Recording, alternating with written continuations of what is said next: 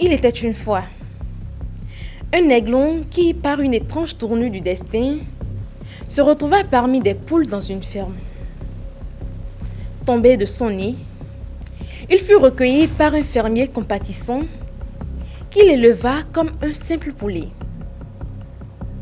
L'aiglon grandit, adoptant les habitudes des autres oiseaux de la basse-cour.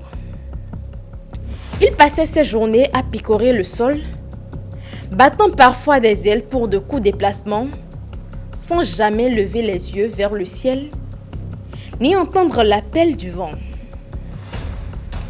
Il ignorait tout de sa véritable nature, convaincu d'être né pour cette vie au sol, limitée à la basse-cour. Tout autour de lui, le monde semblait se résumer à cet espace clos, à cette routine au ras du sol, et jamais il ne lui vint à l'esprit que la vie pouvait être autre chose. Pourquoi l'aurait-il questionné? Il avait été ainsi élevé depuis toujours. Mais en vérité, ce n'est pas une vie faite pour un aigle. Un être destiné à la liberté du ciel, à la grandeur des hauteurs. Et oui, vous l'avez bien deviné. Le thème de ce jour est la liberté.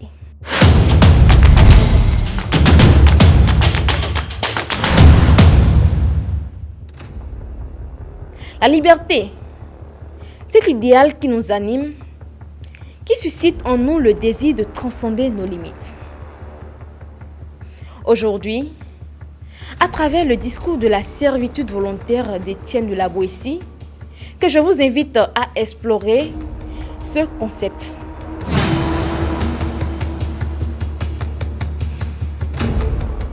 À travers le discours de la servitude volontaire, Étienne de la Boétie nous invite à nous interroger. En quoi se justifie cette servitude volontaire? Pourquoi des peuples entiers acceptent-ils de se soumettre au jeu d'un tyran et d'abandonner leur liberté dans cette œuvre fascinante? La Boétie dénonce la manière dont, souvent, la soumission n'est pas imposée par la force, mais consentie par habitude ou par confort. Ce consentement tacite nous pousse à nous poser une seconde question cruciale. Que faire pour mettre un terme à cette servitude volontaire? Pour la Boétie, c'est l'éveil des consciences qui libère, permettant à chacun de rompre avec cet asservissement choisi.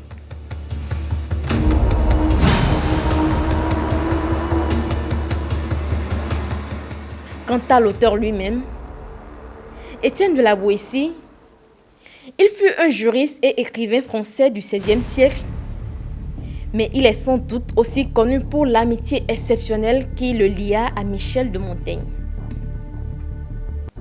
C'est cette relation unique que Montaigne décrit si bien dans une phrase devenue légendaire. Si on me presse de dire pourquoi je l'aimais, je sens que cela ne se peut exprimer qu'en répondant. Parce que c'était lui. Parce que c'était moi.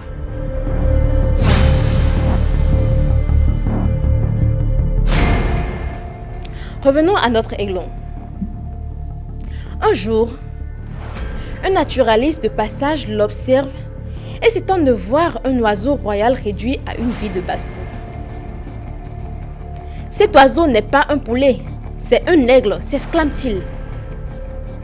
Il est fait pour voler, pour être libre.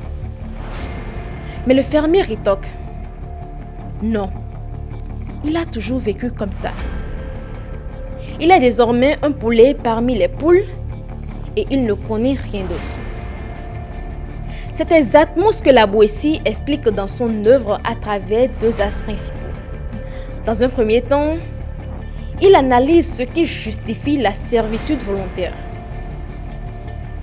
L'illusion de la puissance du tyran et la résignation des opprimés. Le tyran, dit-il, n'est qu'un colosse, un géant aux pieds d'argile, dont la force dépend de l'obéissance de ses sujets.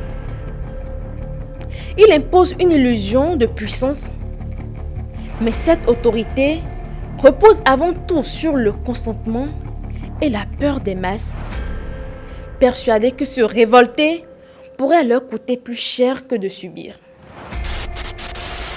Les tyrans ne sont grands que parce que nous sommes à genoux. Pourquoi obéit-on aux tyrans ? Qu'est-ce qui explique la pérennité d'un Bachar el-Assad ou d'un Mugabe ? Comment expliquer que des millions d'hommes restent asservis à la volonté d'une seule personne qui se montre envers eux inhumain et sauvage ? Notre aiglon, lui aussi, est prisonnier de cette illusion. Illusion de ce qu'il est naturellement constitué comme les autres oiseaux de la basse-cour. Illusion d'être réduit à un vil oiseau de la basse-cour. La Boétie montre ainsi que les opprimés finissent souvent par participer activement à leur propre servitude sans même en être conscients. Mais le naturaliste, quant à lui, refuse de se résigner. Il emmène l'aiglon en hauteur vers une colline pour lui montrer l'immensité du ciel et lui dire : tu es un aigle. Ouvre tes ailes. Vole. Effrayé, l'aiglon hésite, regarde en arrière vers la ferme et choisit de revenir en terrain familier. Son attachement aux habitudes et sa peur de l'inconnu le paralysent. La Boétie nous parle de cette même peur. Cette même peur qui tétanise tout un peuple qui souffre le martyre, qui boit le calice de la misère, de la servilité, de l'oppression jusqu'à la lie que lui présente le tyran. Mais que doit faire le peuple pour se libérer de son joug ? Étienne de la Boétie nous offre quelques lueurs. Soyez résolus de ne servir plus et vous serez libres, écrit-il. Il ne prône pas la révolte violente, mais l'éveil intérieur. Si nous cessons d'obéir et de soutenir le tyran, son pouvoir s'effondrera. Il suffit d'un refus collectif, comme celui qui mena les Indiens à suivre Gandhi dans leur lutte pacifique pour la liberté, pour que l'autorité tyrannique s'effrite. Ainsi, le naturaliste, refusant d'abandonner, emmène l'aiglon bien plus haut, au sommet d'une montagne. Là, face à l'immensité du vide et du ciel, il encourage une dernière fois. Ouvre tes ailes et vole. Pour la première fois, l'aiglon sent le vent sous ses ailes. L'appel de la liberté se fait enfin sentir. Et il s'élance dans le vide, découvrant sa véritable nature d'aigle.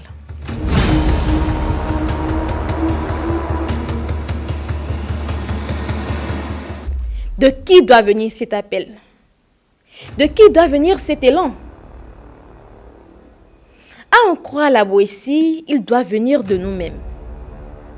C'est dire qu'il ne sera jamais de la volonté du tyran de nous accorder la liberté, puisque notre situation de servitude le sert. Donc, mes chaînes ne seront pas brisées par autrui. Le mieux, c'est de commencer par m'en défaire moi-même. Cet envol est l'aboutissement de la libération, l'illustration même de l'émancipation prônée par la Boétie. La servitude volontaire est rompue dès lors que nous prenons conscience de notre potentiel et que nous osons refuser l'assujettissement. L'aiglon, en découvrant le ciel, redécouvre son essence même. La Boétie nous rappelle que la liberté n'est pas quelque chose qu'on obtient de l'extérieur. Elle réside au cœur même de notre volonté, de notre capacité à dire non à l'oppression. Cependant, une question cruciale se pose.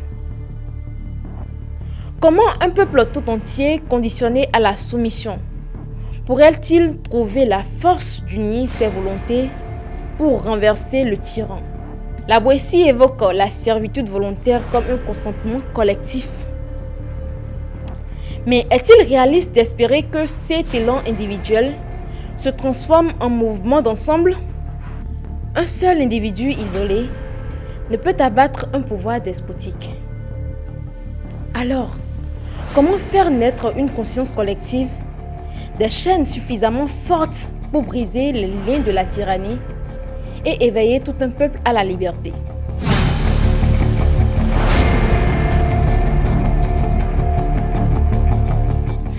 La Boétie nous enseigne que la clé de l'émancipation est dans ce refus intérieur de l'aliénation. Et l'Aiglon, comme chacun de nous, incarne cette capacité à dépasser nos chaînes, à retrouver notre nature véritable en embrassant notre potentiel. Nous sommes tous, en quelque sorte, cet aiglon qui n'attend qu'un appel, qu'un élan pour s'envoler et vivre pleinement, libre et maître de notre destin. Je suis Milka Kosso, juriste en formation, membre actif du Club de culture juridique. Cette vidéo a été réalisée en partenariat avec le Centre 100% Coaching Voix du coach Dimitri Leroy. Je vous invite à vous abonner massivement sur nos différentes plateformes. Portez-vous bien et à bientôt.